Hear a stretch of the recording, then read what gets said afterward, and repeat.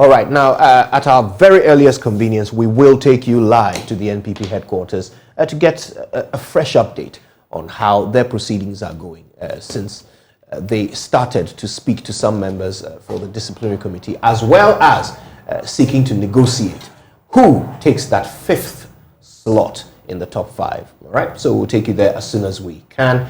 But before all of that, hoteliers in Ghana are unhappy.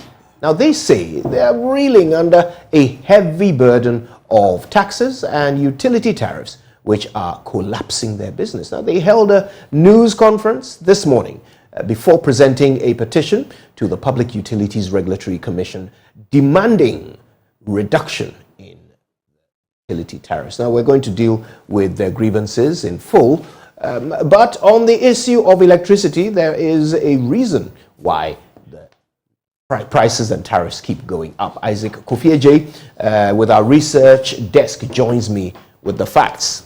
We might not like them, but they are facts. Yeah, so, absolutely. Yeah, why? Why are these tariffs going up? Why does it cost more? So first of all, we should remember that PURC actually came out with this arrangement, I think, in August. That they did the main tariff adjustment in August, but they were going to go ahead to do what we call the quarterly tariff adjustment. This is simply because they are looking at least four factors: the price of gas, inflation, exchange rate, and then also some other factors actually causing or influencing them to adjust the tariff. Mind you, in August, when Ghana Water Company and ECG all went to the PURC with their proposal for an increment in tariff, they all went up with a mammoth, asking. Ghana Water Company, for instance, were demanding a 334% increment in tariff.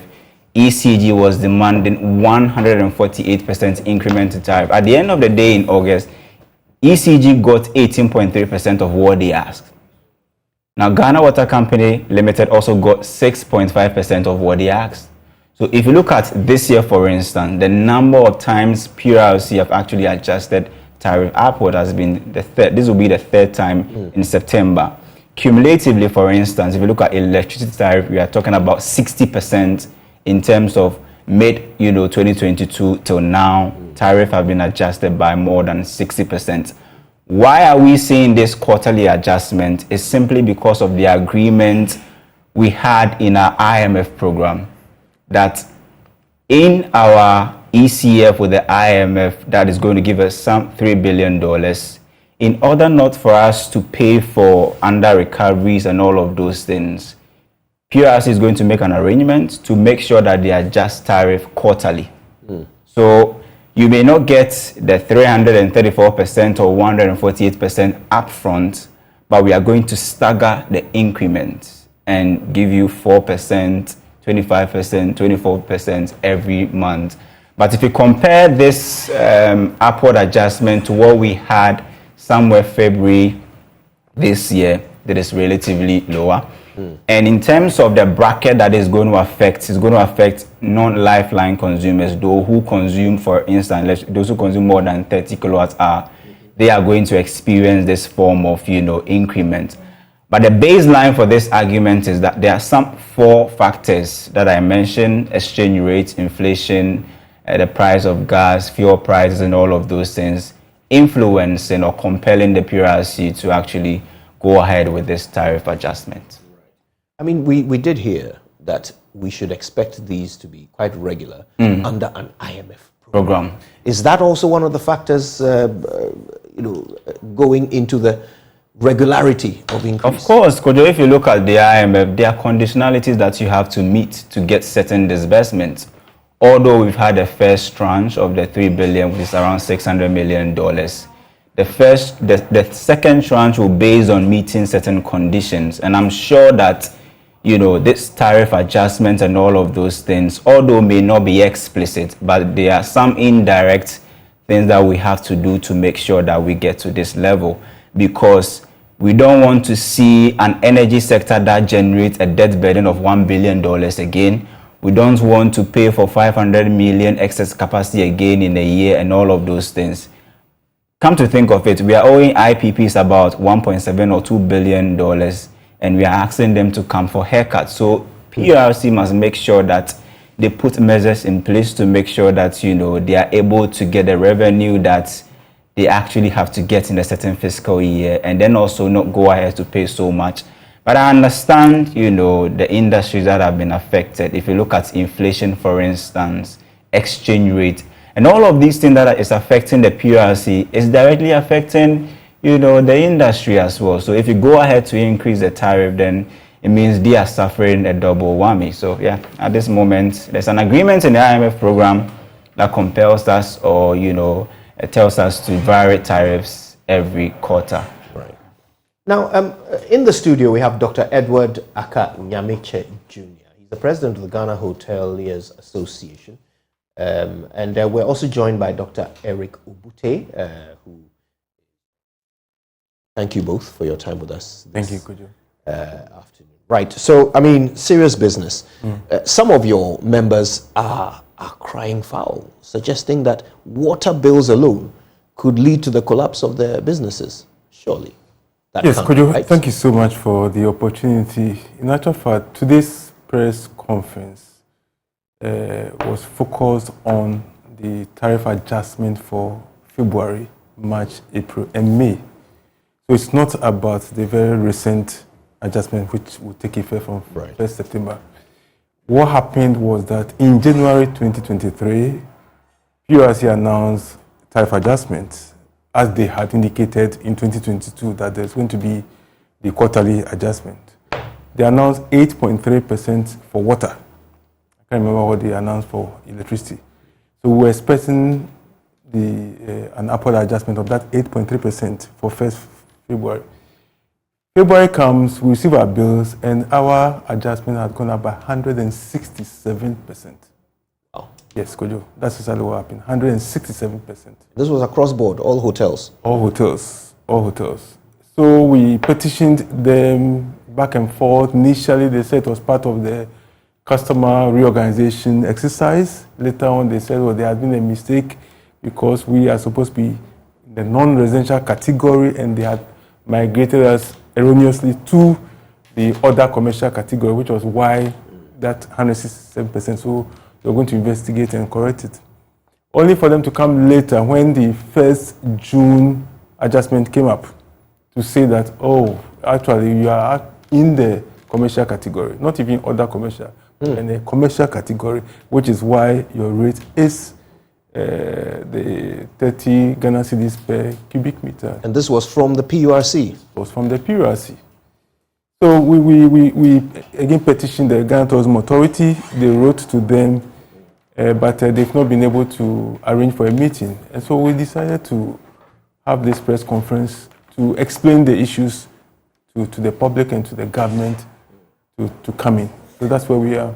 I have a letter here. It's not very long, so I'll read it. It's dated the 5th of April, 2023. Right. It's from the PURC, and they are writing to a distribution list, including the Ghana Water Company. Okay, now it's signed by Dr. Ishmael Aka, who is the Executive Secretary of the PURC. The heading is Investigation of Complaints into Implementation of 2023 First Quarter Water Tariffs. Right. The Commission acknowledges complaints lodged by some customers and consumers of water relating to the approval and implementation of the 2023 First Quarter Water Tariffs. Following meetings with Ghana Water Company and various consumer groups, as well as preliminary investigations, the Commission notes that a significant aspect of the complaints emanate from misclassification in the implementation of the tariff. For instance, a number of non-residential customers have been migrated to the other commercial category at a higher rate. There have also been complaints from other categories, including water tanker operators, which may also be due to the same misclassification. In view of the above, the Commission is undertaking a full-scale investigation and has issued the following interim directives to Ghana Water Company. So there were 3 interim directives. First one is, pending the completion of the investigation, Ghana Water Company shall revert all non-residential customers misclassified as other commercial back to the non-residential customer category. Did this happen? It did not happen. Okay.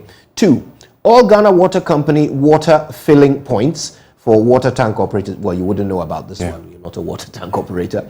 The third one, customers in the non-residential and other commercial categories with disputed bills should not be disconnected until the completion of the investigations. However, they've been disconnecting. Yes. Right. It ends here by saying, however, customers shall pay a reasonable amount on account to avoid disconnection. Those who are being disconnected, are they paying a reasonable amount? Reasonable amounts. Ghana Water Company wouldn't listen to anything. Okay. This is the letter. It ends with a note that any customer who fails to continue to pay a reasonable amount may be liable for disconnection. And the directive was to take effect from the 5th of April 2023. You're saying that these PURC directives, as they pertain to your members, have not been implemented. Ghana Water Company Limited did not act on that directive. What have your engagements with the Ghana Water Company yielded? Well, we don't engage with Ghana Water Company Limited because the PURC is the commission in charge of that. So they are the mediator between us and the service providers. Okay, so our issues have been directed to PURC, and rightly so, because they are in charge of that. We have nothing to do with Ghana Water Company. But their directives seem not to be followed. So really, how hopeful are you that they are capable of resolving this? It means the PURC has a big question on its mandate, a big question mark on its mandate. So, I mean, I'm sure that you've had communication with them since April. You've had the opportunity to tell them that their directives are not being followed. Yes, because after, Kojo, the reason why we went on the press conference today was that after this letter, which you read out, we complained again, and then they now came back. You know, when the first June announcement came, when we saw that they had adjusted the tariffs, then we're like, ouch, you haven't addressed the earlier issues. So why are you going ahead to adjust the tariffs for us? So we wrote to them again. And that was when they now indicated that we are actually in the commercial category. And this is what PURC said? This is what PURC said. Right. Okay, so that's where we brought in the Ghana Tourism Authority, and that has not yielded anything. So today's press conference was directed at PURC, and we sent them a petition. But the interesting thing is that, you know, we planned to walk from the International Press Center, where we held the press conference, to the PURC office, just about under 2 kilometers. We wrote to the Ghana Police Service on the 14th of August, in line with the Public Order Act, which required us to send a notice 5 days before the time. There's been some back and forth with the police. They were not able to have a meeting with us, even though they had scheduled 2 different meetings for us to discuss it. So yesterday we went to see them again, and they said, oh, because of the Homo War and all those excuses, they will not be able to provide us any protection, so we should reschedule. We said we didn't reschedule. So we had a press conference, all right, but we decided, just before the end, I told the participants that when we step out of the press center, if there are policemen there, then we will embark on the march to the PURC. If there are no policemen there, we will not. What we'll do is that we'll send some of our executives in the association's bus to send a petition to the PURC. So were there policemen there? Where? When you came out? Were there policemen? There were no policemen there. Okay. So we did the plan B. We got to, okay. I'm so sorry to cut in. I want to know what plan B entails. But if you come with me very briefly, Dynamic Chair is giving us an insight into how the PURC's engagement with them is yet to bear the fruit that they desire in their bid to have affordable water bills. Now, I've got to ask, I mean, before we come back for the plan B, which I definitely want to know about, I've got to ask, in real terms, are you saying that your water bills could collapse your business? Kojo, you see, when you look at the hotel business in perspective, and you look at the various components of the operational costs, that is where the different components become very important. So a little adjustment in any of them creates a big challenge. Okay. Water and electricity would take about 25% 25 to 30% of our operational costs. What? Telling you. Oh. Yes, that's a lot. It used to be around 13% to 15%, but over the years it keeps increasing. We are at a point where hoteliers are spending between 20 to 30% on that. So any little adjustment in the utilities goes a long way to affect our operations. And that's why we are very much concerned.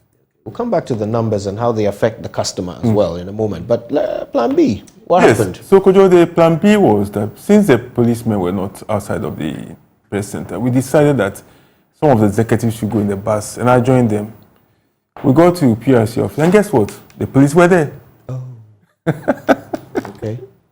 So they did not provide us the protection we needed on the protest march from the press center to PURC, even though we had sent a letter in line with the Public Order Act. But they were at PURC protecting the press. So immediately we got there, they were like, hold it here. We'll inform the PURC executive officers that you are here. So we waited patiently downstairs. So they came. Unfortunately, Ishmaelaka, the executive secretary, was not there, or he didn't come down or whatever. But the other senior officers came to meet us, and we presented the petition to them. According to them, they are going to study the petition and they'll get back to us. Now, I mean, hotels are at the center of our tourism ecosystem. And if you can't afford to operate, the knock-on effect is huge. For a country that is trying to make the most of things like the year of return, and in an IMF program, it is only things like tourism and service sectors where you don't have to pump in too much as a government in order to yield outcomes. These are the things we can rely on. So tell us in real terms, what impact is this having, first of all, on the sector and on your customers in particular? Massive. I'm sure you've heard it numerous times that hotel rates are very expensive in Ghana. And it's because people continue to compare our rates with other countries with the same level of service or the facilities. And the only difference that accounts for that is the economic environment in which we operate in. Okay, we have a whole host of taxes and levies we pay, and then we also have these utilities, which is becoming a challenge now, and then we also have the maintenance costs, and we depend so much on other service providers. We depend on carpenters, we depend on masons, we depend on the gardeners, we depend on the electricians and all that. So when the economic environment is changing, they are also changing their rates, okay? And all of that comes to affect our operational costs and then reduces the profit margin. That is a basic challenge. Otherwise, this is, like you're saying, this is an industry that has a whole huge potential for the economy of the country. There are some who are of the view that, well, I mean, hotels, you guys who own hotels, you have a lot of money, So maybe we're all taking a haircut. So why don't you take a haircut on your profits and, pay more for your water bills? After all, I think it is trite knowledge that nobody in Ghana pays the true cost of our utilities. I can tell you for a fact that a lot of hotel owners have taken the business, for want of a better word, like a hobby, like a pastime.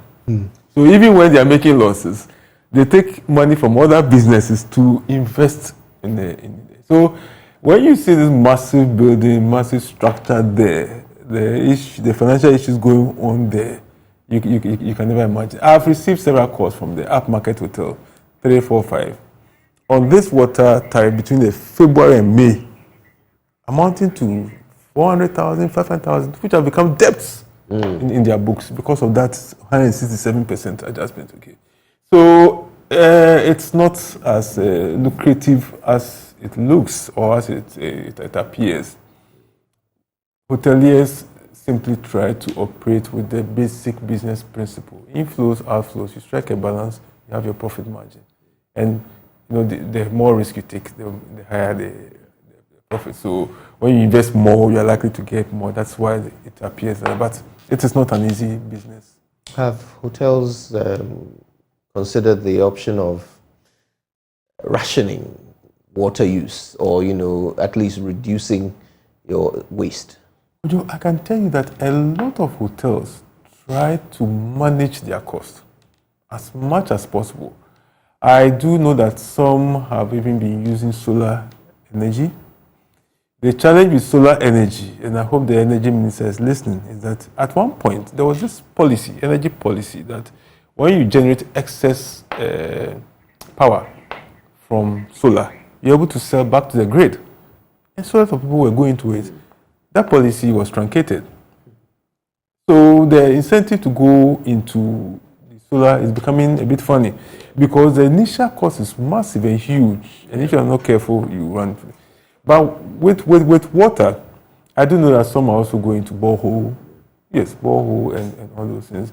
The rationing, we cannot ration. That's the challenge with the hotels. You cannot ration electricity, you cannot ration water. Because if you have, say, 20 or 30 rooms, and you get about 15 of your guests stay in the room the whole day, you're in trouble. We only get some balances between people who stay outside the room for a long while, come in for about an hour or two to rest and all that. So that balance is there. But when you get a lot of your guests staying the whole 24 hours, you're in trouble. That's why these hotels try to get us out to the poolside and all of these things. Everything to take you outside the room.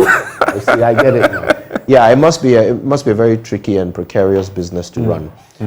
But look, what's the next step? Have you given any kind of ultimatum to the PURC to react to deal with these issues? We have not given any timelines, and you see, the point is that we all appreciate the situation we find ourselves in. And we know that there has to be some way to address it. Okay.